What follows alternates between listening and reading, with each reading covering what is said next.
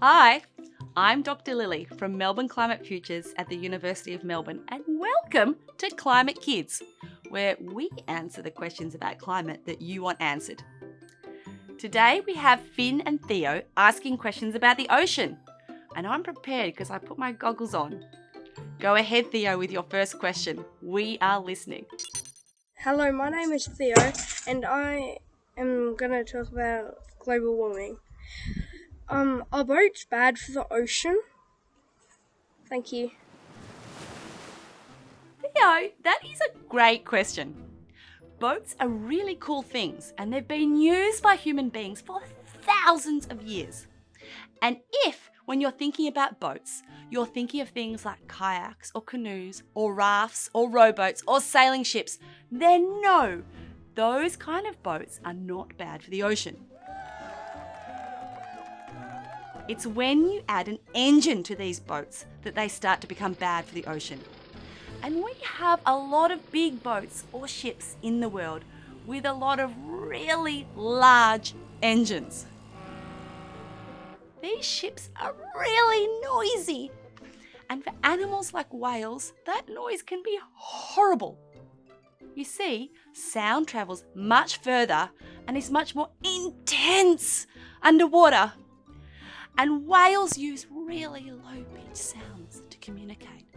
And if you have a gigantic ship with an engine that's bigger than your house, and that engine is pounding through the ocean with massive propellers, it means the whales can't even hear each other and their ears might even become damaged.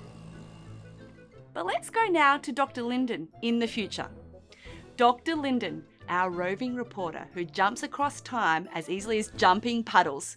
What is the biggest problem with our boats? Thanks, Dr. Lily. Coming to you from the future. The biggest problem with the way that you use ships in the past is the fuel that ships use. They run on oil or gas, both fossil fuels, which, if you will remember from our previous episodes, are the key villains of climate change. Fossil fuels! Boo! And boats that travel the world contribute a huge amount to carbon emissions.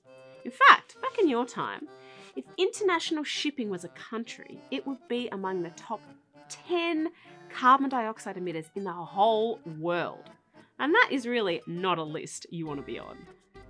And why are so many boats taking so many trips around the world? It's because people are shipping 11 billion tonnes worth of stuff around the world each year. That's like 22 billion large male elephants, which is a heck of a lot of elephants. And all of that shipping burns a whole lot of yucky, toxic oil and gas. The emissions from these ships don't immediately affect the ocean. First, the extra carbon dioxide pollutes the air, and then the ocean absorbs some of that carbon dioxide from the air, and in doing so, becomes more acidic. And when the acidity of the ocean goes up, it impacts lots of creatures and plants in the sea. Like the creatures in the ocean that build their houses out of shell. They find it much harder to get along because shells are carbon-based and the extra acidity dissolves those shells. Imagine that. But there are lots of exciting things happening because engineers and other sailing experts are trying to increase the amount of sailing ships in the world. This is my friend, Dr. Christiaan. He is one of those experts who is really excited about the future of sailing ships. Sailing ships are pushed through the water by wind in their sails. And I know that you know that wind is a renewable resource and so is great for the ocean.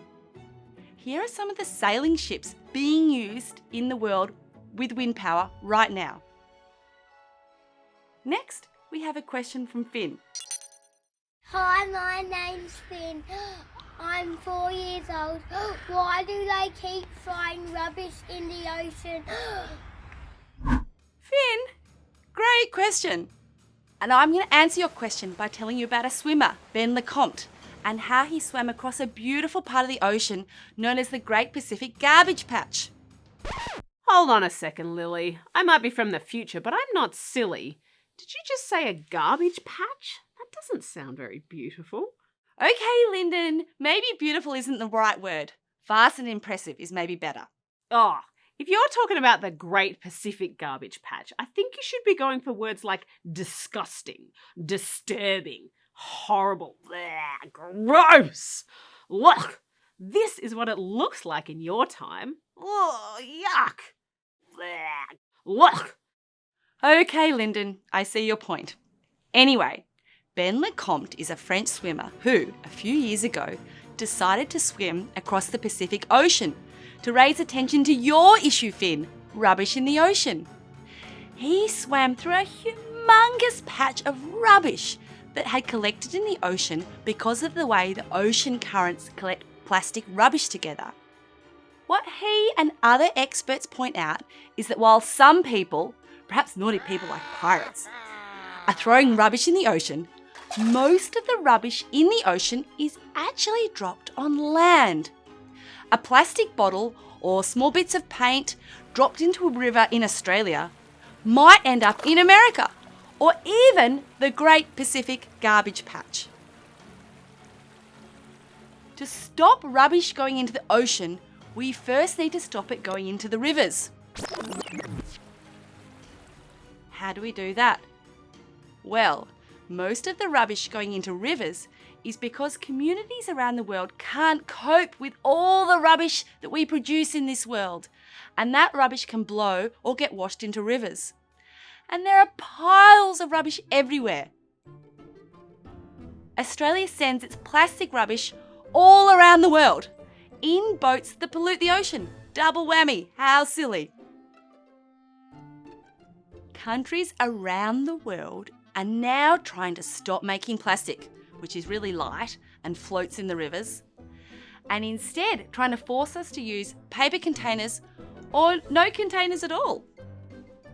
Linden, can you tell us from the future what these kids did to make this better? There's lots of things that you can do to help with this problem. You just need less stuff.